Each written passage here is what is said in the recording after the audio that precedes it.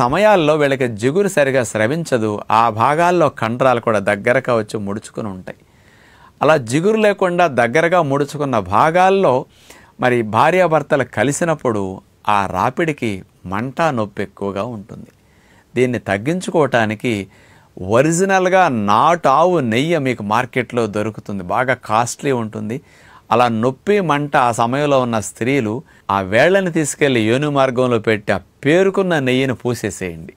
మీకు అది లూబ్రికేషన్ లాగా బాగా పనికొస్తుంది. మంట కలగకుండా, ఆ సమయంలో నొప్పి కలగకుండా, ఇరిటేషన్ లేకుండా మీకు అసౌకర్యం తగ్గించడానికి ఈ నెయ్యి బాగా పనికొస్తుంది అనమాట.